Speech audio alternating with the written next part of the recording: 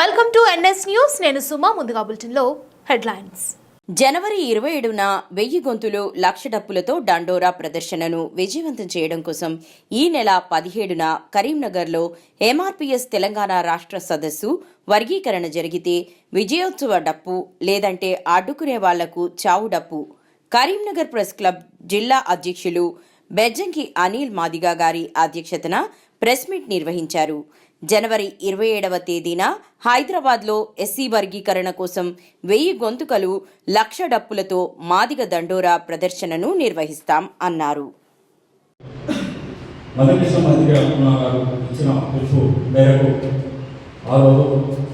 జాతీయ సదస్సు కరీంనగర్ హెడ్క్వార్టర్ జరుగుతుంది కాబట్టి ఎంఆర్పీఎస్తో పాటు అన్ని సంఘాలు, అనుబంధ సంఘాలు, అధిక సంఘాలలో పాల్గొనాలి. అదేవిధంగా ఏదైతే వ్యతిరేకంగా మాలలు దీని మీద ఉద్యమిస్తారో మాలలు కూడా కలిసి వచ్చి అసలు విషయాన్ని వాళ్ళు అర్థం చేసుకున్నారని, వాళ్ళు కలిసి రావాలని కోరుకుంటూ 3.1 ఆర్టికల్ అనేది అది ఏదైనా కులం కలపాలి లేకుండా తీసుకోవాలని మరకే చెప్పింది. ఈ వర్గీకరణ చేసుకోవాలని అవసరం లేదు కాబట్టి అది మనకు ఆ 3.1 అవసరం లేదు అనేది మేధావులు సమాజం అంతా గ్రహించాలి. అదేవిధంగా వర్గీకరణ చేసుకోవడానికి అనుకూలంగా ఆర్టికల్ 14, 15, 16లో క్లియర్గా చేసుకోవాలనే అవకాశం ఉంది. ఏదైతే దళితులలో ఉన్న అట్టడులో ఉన్న వారు ఆ కులం ఏదైతే ఉందో అక్కడికి వర్గీకరణ ఫలాలు అందినప్పుడే రాజ్యాంగ స్ఫూర్తి, అంబేద్కర్ ఆశయాలు నెరవేర్చాలని ఉంటుందని చెప్పేసి అంబేద్కర్ కన్నా ఆ డిజైన్ అందరికీ నిజం చేస్తామని దాన్ని అర్థం చేసుకోవాలని ముందుకు వస్తారు మారాలని ఆశిస్తూ వస్తుంది.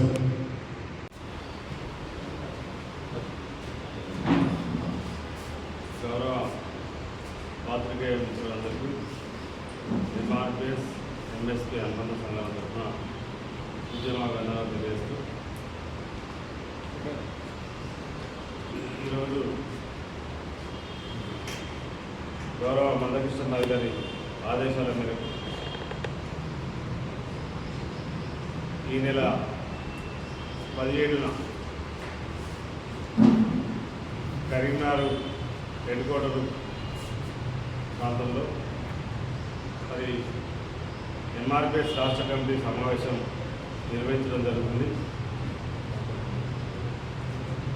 రాష్ట్ర కమిటీ సమావేశం సందర్భంగా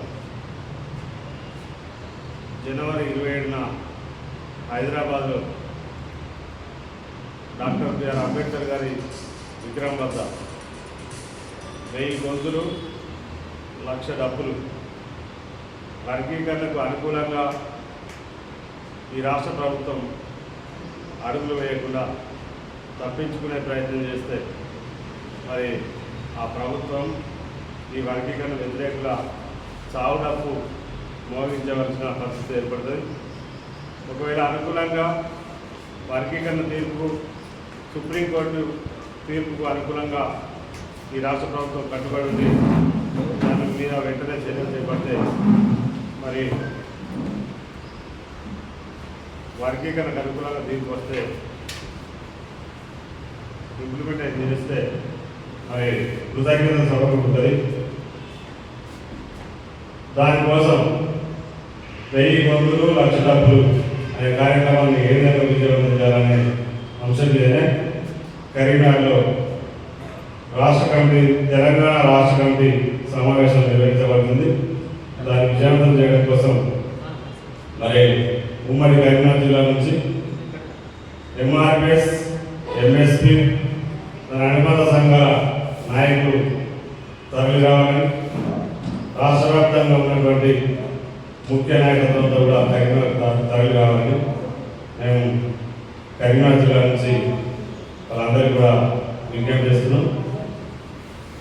ఇప్పటికీ వర్గీకరణ అంశంలో సుప్రీంకోర్టు గైడ్లైన్స్ ఇచ్చి రాష్ట్ర ప్రభుత్వం చేసుకోవచ్చు అనేటువంటి అంశంలో తీర్పు ఇచ్చినప్పటికీ కూడా ఆగస్టు 1 నుంచి ఇప్పటి వరకు కమిషన్ల పేరుతో కాలయాపన చేస్తున్న రేవంత్ రెడ్డి గారు మరి కాలయాపన చేయకుండా వెంటనే వర్గీకరణను అమలు చేయాలని చెప్పి ఎంఆర్పీఎస్ డిమాండ్ చేస్తున్నాం. వచ్చినటువంటి తీర్పు అనుకూలంగా అక్కడ సుప్రీంకోర్టు తీర్పు వెలువడడం పూర్తి కాకముందే గౌరవ రేవంత్ రెడ్డి ముఖ్యమంత్రి గారు నేను ఈ దేశంలో అన్ని రాష్ట్రాల కంటే ముందు వర్గీకరణను అమలు చేసి పెడతా, నేను సుప్రీంకోర్టు తీర్పును గౌరవిస్తున్నా, స్వాగతిస్తున్నా అని చెప్పి నిండు శాసనసభలో కూడా చెప్పడం జరిగింది. ఆయన చెప్పినట్టు ఆ మాట కట్టుబడి మరి కమిషనర్ రిపోర్ట్ తెప్పించుకుంటారా, మరి వాళ్ళ మంత్రివర్గ ఉపసంఘ కమిటీసులు ఆ రిపోర్ట్ తెప్పించుకుంటారా, ఇవన్నీ కూడా తెప్పించుకొని మరి జనవరి 25 లోపు వర్గీకరణకు అనుకూలంగా ఇంప్లిమెంట్ చేసే విధంగా చర్యలు చేపట్టాలని, లేకపోతే ఈ ప్రభుత్వం వ్యతిరేకంగా కాంగ్రెస్ ప్రభుత్వం మాదిగా వ్యతిరేకంగా పనిచేస్తుందని చెప్పి వాళ్ళ చావుడప్పు కొట్టవలసిన పరిస్థితి ఏర్పడుతుందని చెప్పి ఈ సందర్భంగా గుర్తు చేస్తున్నాం.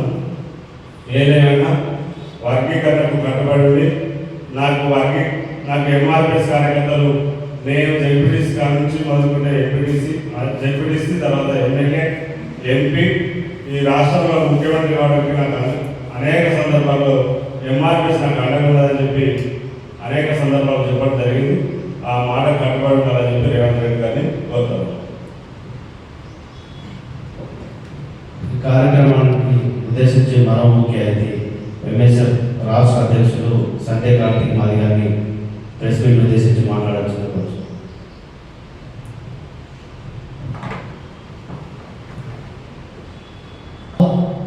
పాత్రికేయ మరియు ఎలక్ట్రానిక్ మీడియా మిత్రులందరికీ నా సామాజిక నమస్కారాలు. నా పేరు Sunday Karthik Madiga, Madiga student federation Telangana రాష్ట్ర అధ్యక్షుని.